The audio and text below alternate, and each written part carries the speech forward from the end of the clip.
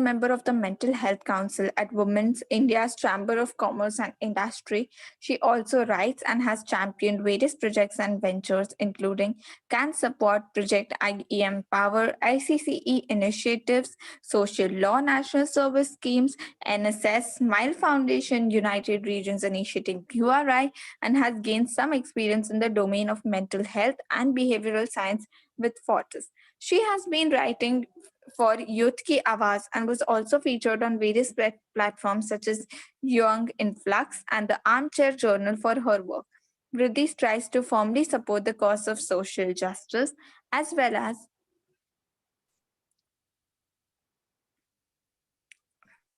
next slide.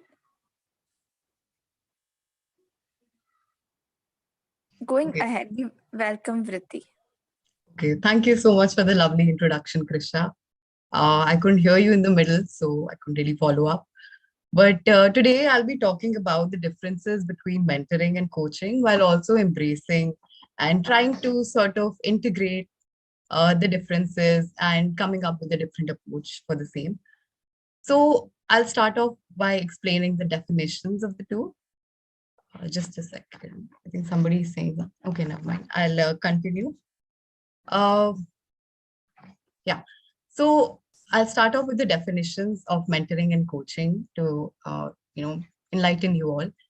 Mentoring essentially fosters a relationship between two people. So here the relationship is a professional one, and it's between a mentor and a mentee. And here the primary aim is to facilitate the personal as well as the professional growth of the person concerned here. And the mentor is a seasoned veteran. You can say a person with a lot of expertise in a particular field, and their knowledge and the experiences that they impart to the mentee is what kind of constitutes the entire relationship and aspect of mentoring. So here, not only this knowledge, experiences, and expertise is imparted, but a lot of skills and values are provided in this professional relationship between the two people concerned. And what's unique to mentoring is the very fact that it's a two-way process.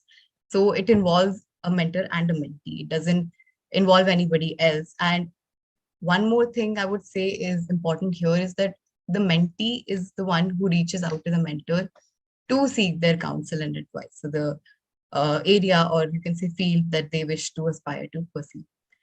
And on the other hand, coaching, we can say by definition, is kind of similar to mentoring, but it differs, uh, slightly because it helps you, like the coach here, the person concerned here, imparts knowledge, and it's a one-way process. It's not a two-way process. It's not like a process of engagement like mentoring. It's a one-way process, and it can also be concerned either with an individual or a cohort. And that's what makes coaching very unique.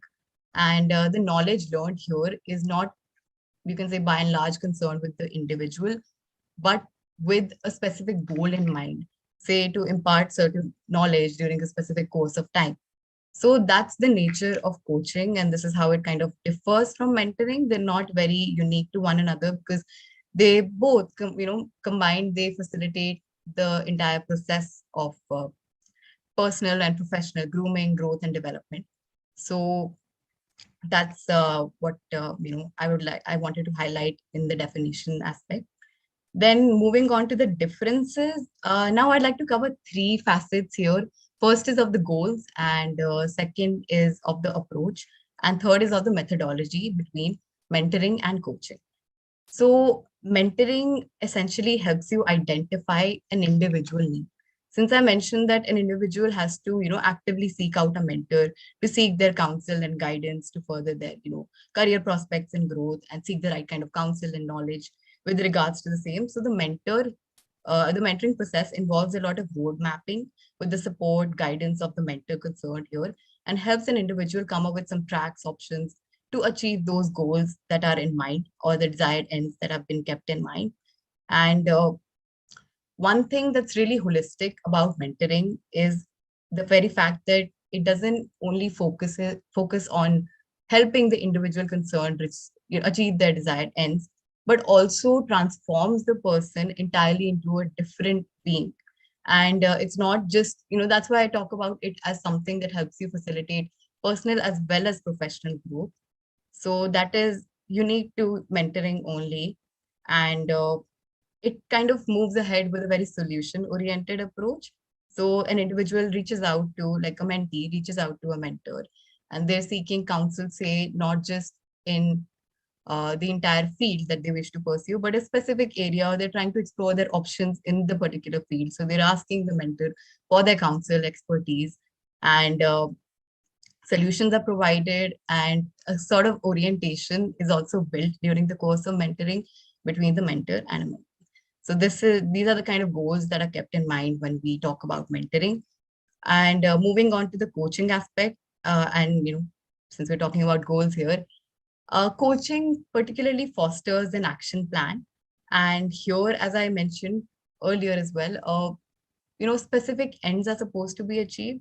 So the goals are not concerned with the individual, but they are kept to just solely impart knowledge. So here the focus is on desired ends.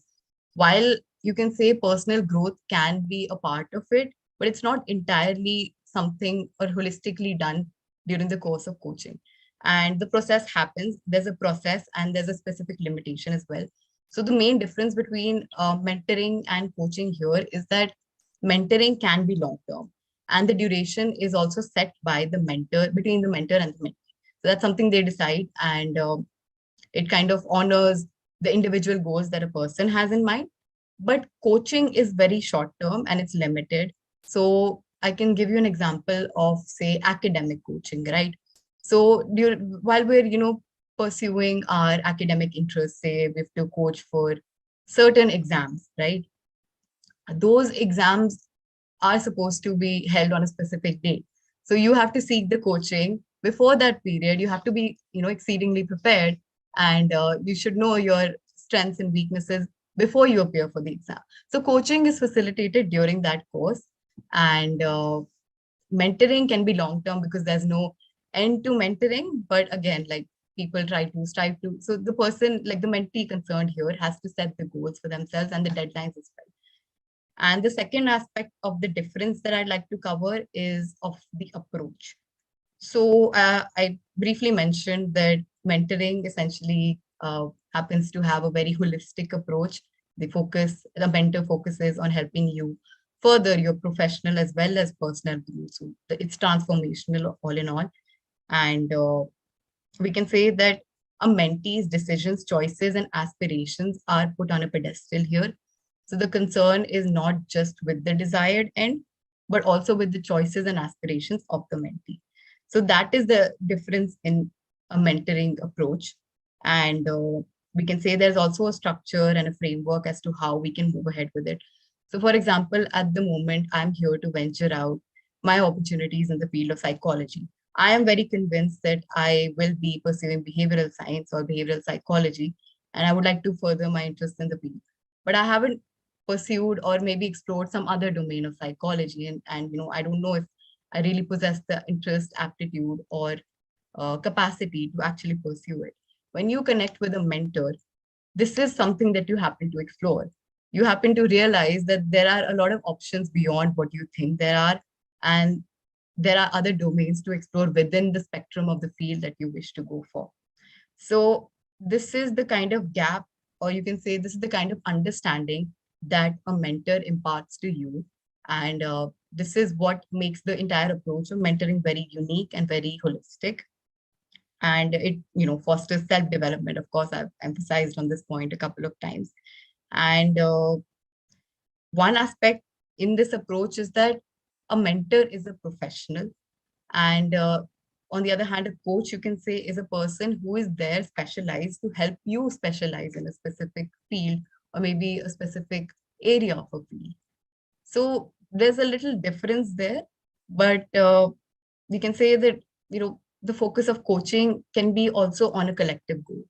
Mentoring is very unique and very, you can say, limited to an individual goal. The collective goal here can be to help all students in a class achieve the goal of passing their exams with good grades, say in an institution, or it could be in a school, or wherever.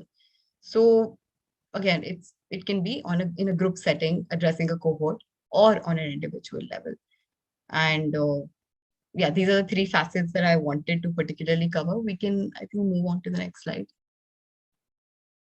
Yeah, okay. So one thing that I missed out was the methodology in the differences. Anyway, I'll just kind of cover it before moving on. You can go back to the previous slide. So the methodology of mentoring essentially constitutes three aspects. The first aspect is of identifying the need or the goals of the mentee concerned. So here goals are set for the individual, and a mentor helps you establish those goals, make them very cemented and concrete, and help. And the mentor also helps you organize and implement those goals in a very robust fashion, so as to know whether you're moving in the right direction. And they also, like, a mentor can also help you provide uh, some space for course correction. So that's something that you don't receive with coaching, because coaching is specific to the task concerned, not to the individual. And the methodology in coaching, particularly, you can say, focuses on the action plan aspect of it, with sessional implementations.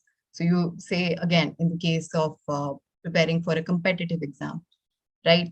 There we have a series of tests that we have to give, and we have to be prepared with certain concepts, theories, and certain doctrines that have to be completely imbibed.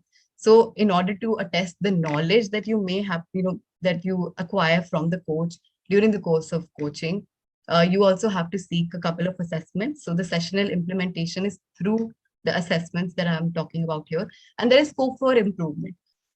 Same goes for mentoring, of course, like, there is a performance aspect attached to it. And you're also, you can say, you're not seeking assessments there in particular, because that's something that's unique to coaching. And coaching is just a one-way process. And that's something that's, you can say, absent in the case of mentoring. And here, the thing is about coaching, the outcome is very specific. And you know where you're starting, you know what are the gaps in between, and the coach is there to help you fill those gaps and reach, to the outcomes that you wish to achieve. But in the case of mentoring, the route or the path that you may have taken in the beginning can be altered completely by the end of uh, the process. So that is the holistic nature of mentoring. I think I've emphasized it a couple of times. And these are the three differences that I really wanted to, uh, you can say, touch upon. Then I would also like to, we can move on to the next slide, talk about why mentoring. Okay, so first I'd like to discuss some commonalities and then move on to this fourth point. So some commonalities between mentorship and, you can say, coaching is that both of them facilitate an overall achievement of greater goals, right? So greater goals as in terms of your career. So they help you streamline the process of your career through a very process-driven approach. The process can alter in the case of mentoring, but with coaching, it's very specific, and it doesn't alter. There's no flux there. And one thing that's really common to both is that the individual bears the onus to actually take the responsibility and venture out their options, make sure that they're following the process that has been prescribed by the mentor or the coach, and achieve it. Especially in the case of coaching, because the coach is not entirely concerned with the individual. So you have to really focus on improving your performance, seeking feedback from the coach actively. The mentor, because you've reached out to a mentor to begin with, takes the responsibility to help you and becomes a buddy sort of a person. So that's something that this is the philosophy that we happen to also preach and practice in at Mentor Mitr. So it's like the whole idea is to help an individual as a friend to realize where they, to bridge the gap between where they are and where they aspire to. And these are the main aspects of it. And the other aspect of the commonality, I think you would say, is of capacity building. So here, not just like, your capacity is not just built with respect to your, say, academic or professional concerns, but also as an individual. So as I mentioned in the beginning as well, it's very transformational, and there's a rapid formation. Of course, it's in the case of both, but for mentorship, the rapid formation is stronger, because it's a one-on-one relationship. And in the case of a coach, it could be, you can say, the rapid formation base could be pretty strong, but it doesn't necessarily have to be, especially a cohort is concerned. And collaborative efforts are, of course, made to implement certain goals that are set and to get them organized and corrected through course correction and achieve the desired ends, you can say. And one thing that we achieve out of this is overall grooming of the person. So it's really up to you how much you wish to imbibe from the mentor as well as from the coach, and what are your learnings with regards to the same. Uh, why mentoring and coaching are not casual processes? Yeah, so I would really like to emphasize this point because uh, given that I come from a collectivist society and particularly in the context of South Asian region, we have a tendency to seek advice from our peers, friends, and family members, say relatives, and so on. And that is something that you cannot really mentorship. You can't compensate that for mentorship or coaching per se, because coaching and mentorship is provided by qualified people. But it's very common here. It's a learned behavior, and we're socially conditioned to seek advice from people who are family, who are close to us, and we take it as professional advice, and then later we regret it. Okay, I took this decision because my father encouraged me to do this, but they only had limited knowledge, and that's something that we need to realize. That's something that we really need to realize, because it's not a casual process. The entire process of mentoring or coaching, it's a long term or short term thing that has to be facilitated with the help of a qualified professional. And people have very misconceived notions on the same. So I just wanted to debunk that through the commonalities that I've previously highlighted, and also through the fact that mentors are, since I mentioned in the beginning, they're professionals, they're experts and veterans in their respective fields. So we also happen to have a lot of mentors at Mentor Mitr who are in different fields, ranging from engineering, medicine, to HR, psychology, and so on. So you can get in touch with us and connect with the right kind of mentors for your career, steady career growth. And yeah, so this is the aspect that I really wanted to highlight. And one reason you should or you would reach out to a mentor or coach is because of their competency and their demonstrated history and track record of that competency and expertise. So that's something that a family member or maybe a relative cannot provide to you. It's something that you really need to realize. And I feel that, why we really lack quality mentors, or you can say qualified mentors, is that there are not a lot of professionals available, or we're not aware of the knowledge. We don't happen to possess the knowledge of specific experts or professionals in different fields. So that's something we need to actively seek out, and actively seek out those mentors and coaches that I'm talking about.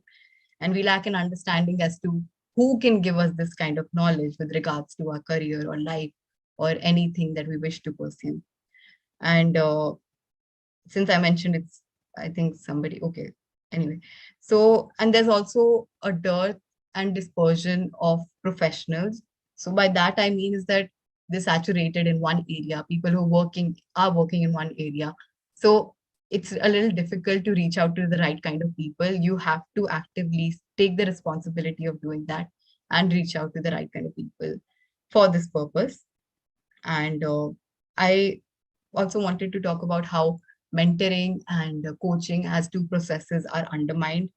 Uh, so, what we need to understand here is that they provide a very holistic grooming, and they also help us streamline the process of personal, professional, as well as career development in ways that we cannot really understand now, but we need to actively seek it out and understand why.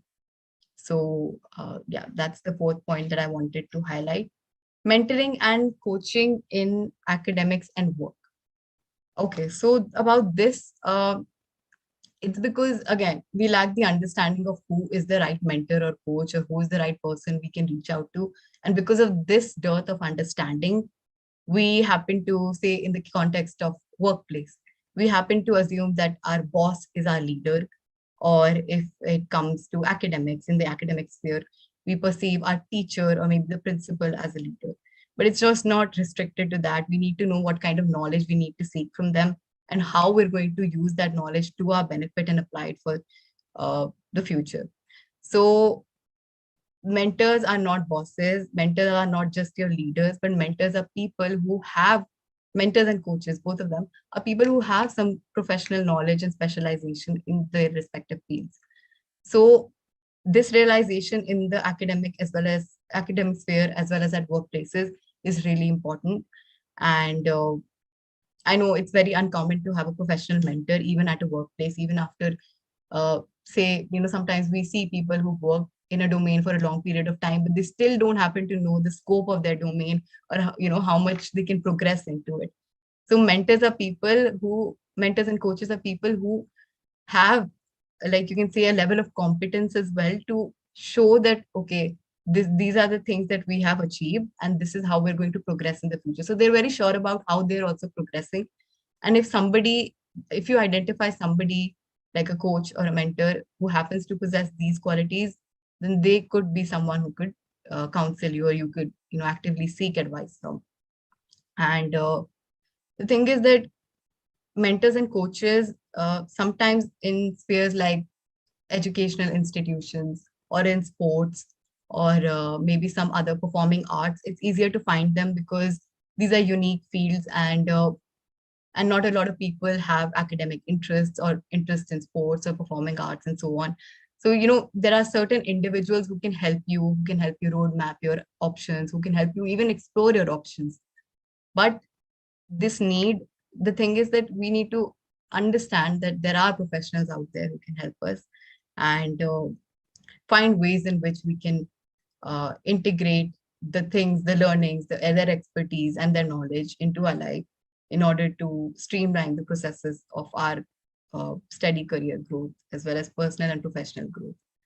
So this is all I had to talk about with regards to mentoring and coaching. I also kind of wanted to integrate the two